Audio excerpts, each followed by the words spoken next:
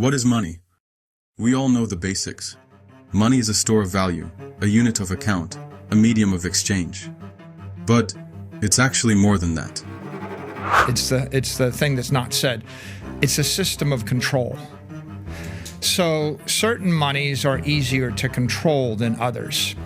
For example, we talk about gold as money, but you ever try to carry a gold bar through an airport? Try it next time. The same goes for cash. You ever try and carry like 50 grand through an airport? Crypto changed all that. Imagine that you're sitting on a pile of cash, which is not declared. And if you wanted to clean it, then you would have to go through so many loops and hurdles. But not with Bitcoin. There's all these tools that you can use to cover the tracks of the transactions and spread it through hundreds or even thousands of wallets. Untraceable. But if you were in charge of running the government, you can't let that happen, right? In fact, you might even decide to crack down on this technology. So you start with the taxes. A new tax rule proposed by the Biden administration would bring new reporting requirements on businesses that let users exchange crypto.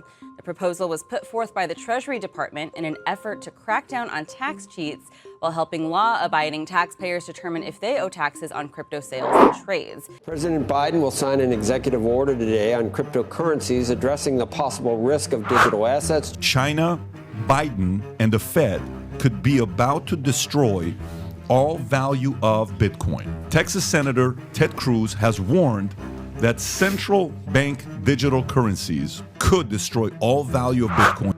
One by one, the measures that you are taking are starting to have an effect. But you want to fix this even faster. You're not interested in regulations and oversight. That costs too much, and more importantly, you can't really have much control this way. And the most censorship-resistant monetary network in the world is Bitcoin. But cryptocurrencies have been around for a long time now, and there are many people who stand behind them. So, why don't we make our own crypto? Give it to the people, that could work. Why not even go a step further? Why don't we replace the US dollar with this digital dollar so that we can track every single thing that happens? Like China.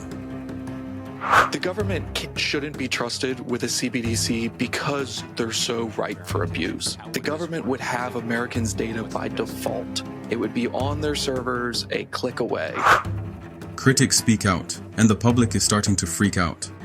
Senators even asked the chairman of the Federal Reserve about these digital currencies.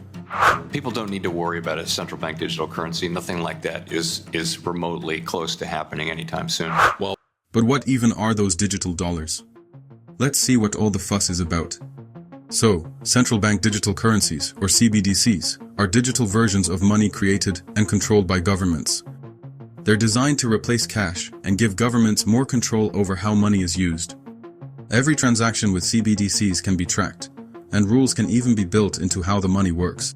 Like a limit on how much money you can spend in certain categories, like alcohol, gambling, or luxury goods, based on their policies or your personal profile, or rules that restrict the money of specific groups of people, like those below a certain income level, or for specific uses like education or healthcare.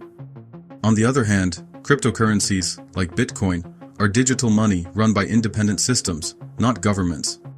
They focus on giving people more financial freedom and control. Some cryptocurrencies are private, while others let anyone see transactions on a public record.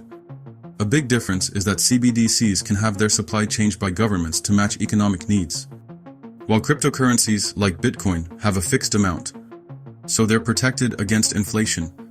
In short, CBDCs are all about government oversight, while cryptocurrencies are about independence and worldwide access to money.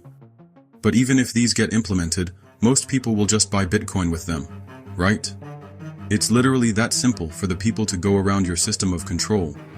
So you have to find a way to stop the other cryptocurrencies. And you do. But they can't shut it down. They can't kill it. No, Bitcoin doesn't care. It's just going to go to a different what country. happens?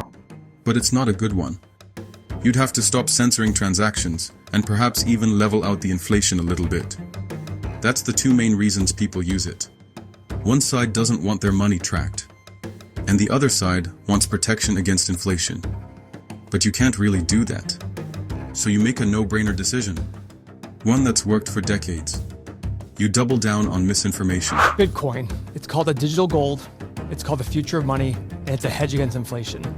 Well, what if I told you that Bitcoin might actually be the biggest financial scam of our time? There's no intrinsic value to this asset, and now it is in the process of going to zero, except for Bitcoin, which will probably go negative. So you're just going to get more and more energy being consumed all over the world. And it works, for a while. One front, and this is the slow and the hard front, is to educate people that a lot of the arguments that are used against Bitcoin are utterly false. For example, that more energy consumption is bad. To educate people that without Bitcoin mining, you're not going to have a renewable transition at the same pace you could. But you are starting to run out of time. A new force has formed. A force that will not only get you out of office, but one that will revive the spirit of decentralized currencies. They're eating the dogs. Sleepy, crooked Joe Biden. I really don't know what he said. Threatening me with 400 years in prison. This is a persecution of a political opponent. This was never supposed to happen in America. This afternoon, I'm laying out my plan to ensure that the United States will be the crypto capital of the planet and the Bitcoin superpower of the world, and we'll get it done. I pledge to the Bitcoin community that the day I take the oath of office, Joe Biden and Kamala Harris's anti-crypto crusade will be over. It will end. It'll be done. It'll be done. In fact, they are so dedicated to the crypto cause that the new Department of Government Efficiency had the logo of the Dogecoin for a few days. But while the whole world is watching Bitcoin right now, AI is starting to create major problems. Experts are calling it the black box problem, and it basically means that we have no idea how AI actually makes decisions. By now we have AI making decisions in finance and healthcare and even in war. Making the wrong decision can be a huge problem. If you want to find out more, watch this piece on how we can solve this problem. Thanks for watching, guys, and stay informed.